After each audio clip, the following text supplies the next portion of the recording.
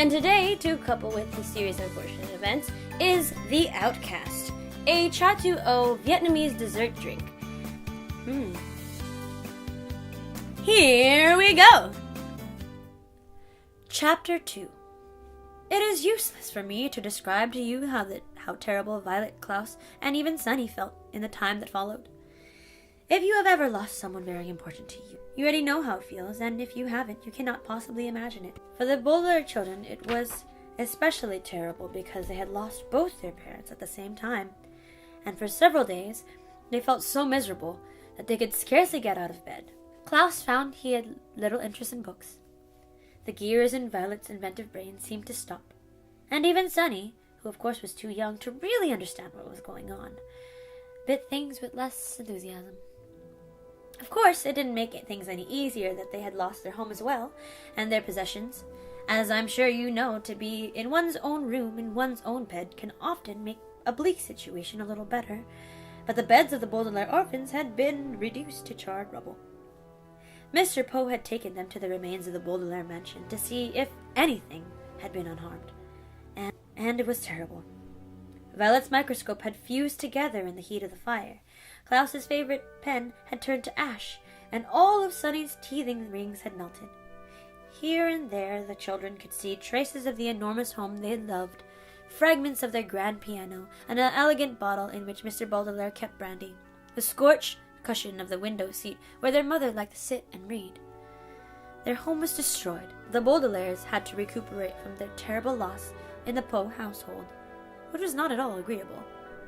Mr. Poe was scarcely at home because he was very busy attending to the Baudelaire affairs, and when he was home he was often coughing so much that he could barely have a conversation. Mrs. Poe purchased clothing for the orphans that was in grotesque colors and itched, and the two Poe children, Edgar and Albert, were loud and obnoxious boys whom with the Baudelaires had to share a tiny room that smelled of some sort of ghastly flower.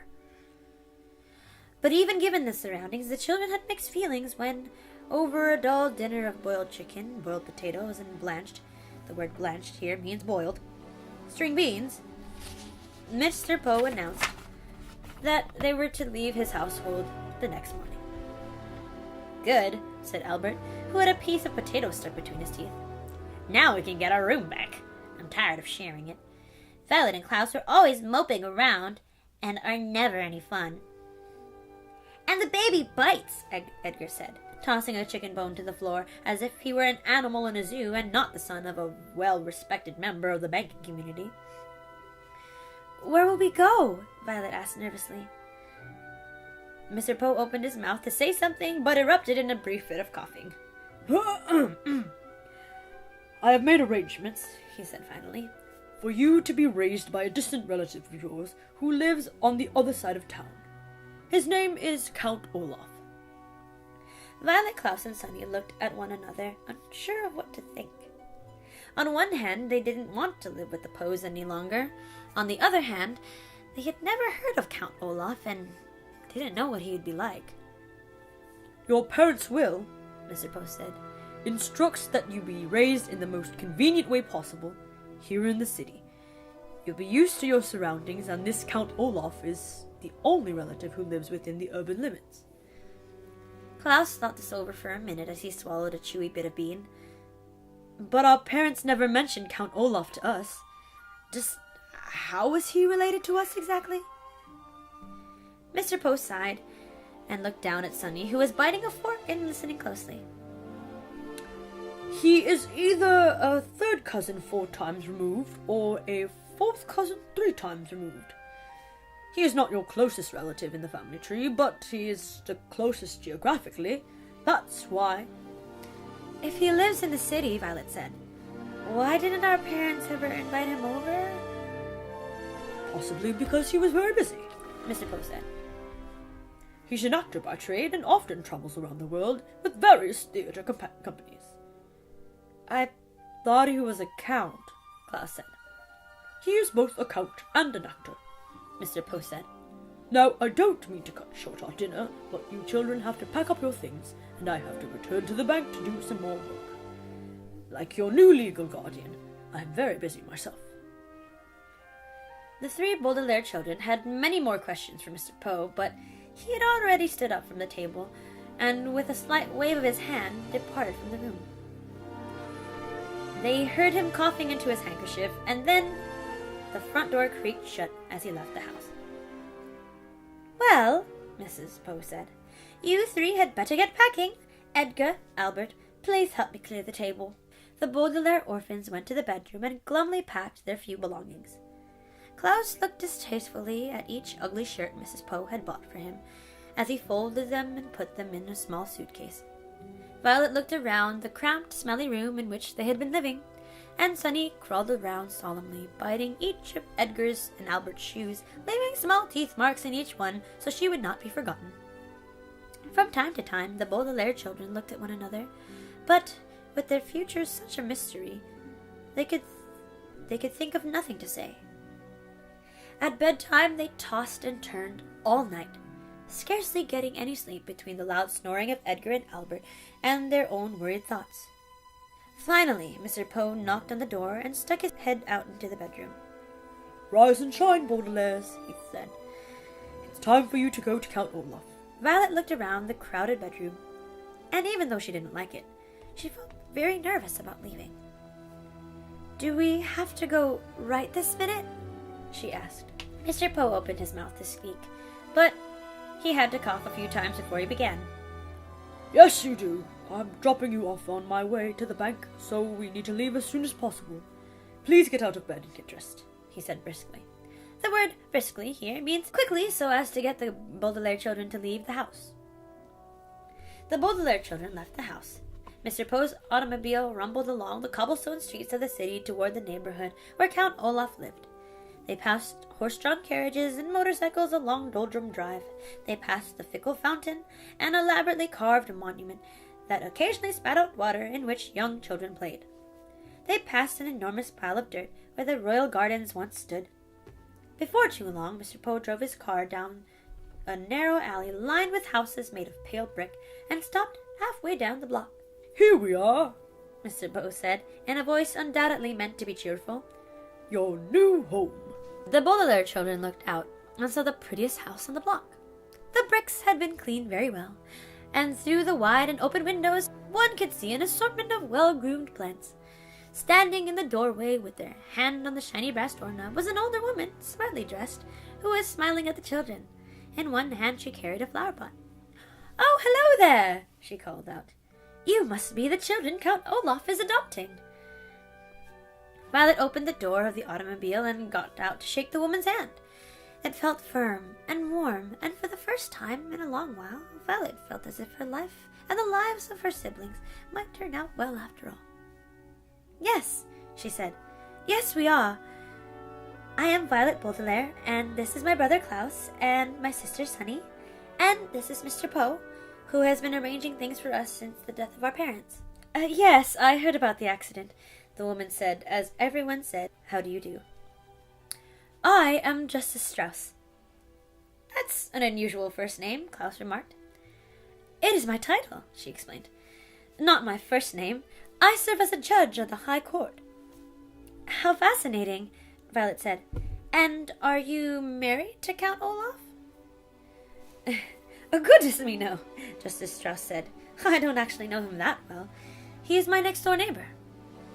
The children looked from the well-scrubbed house of Justice Strauss to the dilapidated one next door. The bricks were stained with soot and grime. There were only 2 small windows, which were closed with the shades drawn, even though it was a nice day. Rising above the windows was a tall and dirty tower that tilted slightly to the left. The front door needed to be repainted, and carved in the middle of it was an image of an eye. The entire building sagged on the side like a crooked tooth. "Oh," said Sunny, and everyone knew what that meant. She meant, "What a terrible place! I don't want to live there at all." "Well, it was nice to meet you," Violet said to Justice Strauss. "Yes," said Justice Strauss, gesturing to her flower pot. "Perhaps one day you could come over and help me with my gardening." "That would be very pleasant," Violet said very sadly. "It would," of course, be very pleasant to help Justice Strauss with her gardening, but Violet could not help thinking that it would be far more pleasant to live in Justice Strauss's house instead of Count Olaf's. What kind of man, Violet wondered, would carve an image of an eye into his front door? Mr. Poe tipped his hat to Justice Strauss, who smiled at the children and disappeared into her lovely house. Klaus stepped forward and knocked on Count Olaf's door, his knuckles rapping right in the middle of the carved eye. There was a pause, and the door creaked open, and the children saw Count Olaf for the first time. Hello, hello, hello, Count Olaf said in a wheezy whisper. He was very tall and very thin, dressed in a gray suit that had many dark stains on it. His face was unshaven, and rather than 2 eyebrows like most human beings have, he had just one long one. His eyes were very, very shiny, which made him look both hungry and angry. Hello, my children. Please step into your new home, and wipe your feet outside so no mud gets indoors.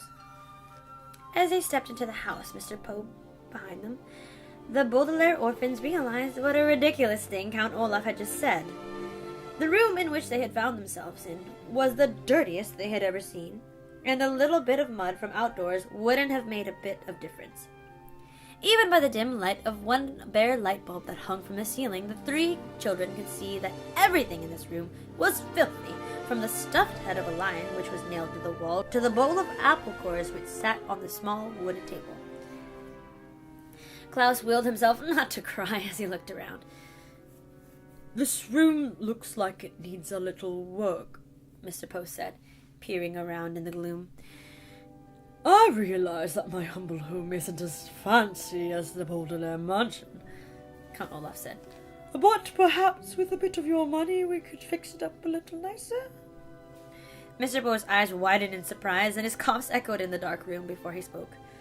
The Baudelaire fortune, he said sternly, will not be used for such matters. In fact, it will not be used at all, until Violet is of age. Count Olaf turned to Mr. Poe with a glint in his eye like an angry dog. For a moment, Violet thought he was going to strike Mr. Poe across the face. But then he swallowed. The children could see his Adam's apple bob in his skinny throat. He shrugged his patchy thumbs. All right, then, he said. It's the same to me. Thank you very much, Mr. Poe, for bringing them here.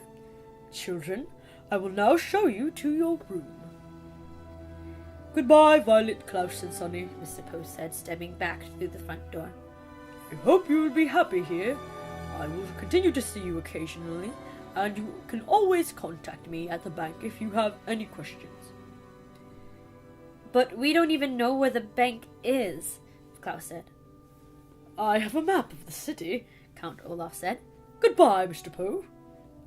He leaned forward to shut the door, and the Baudelaire orphans were too overcome with despair to get a last glimpse of Mr. Poe. They now wished they could all stay at the Poe household, even though it smelled. Rather than looking at the door, then, the orphans looked down and saw that although Count Olaf was wearing shoes, he wasn't wearing any socks. They could see in the space of pale skin between his tattered trouser cuff and his black shoe that Count Olaf had an image of an eye tattooed on his ankle, matching the eye on his front door. They wondered how many other eyes were in Count Olaf's house, and whether, for the rest of their lives, they would always feel as though Count Olaf was watching them, even when he wasn't nearby. I hope you guys enjoy this reading. Hope you guys have a great day. Read, drink, and be merry. Bye!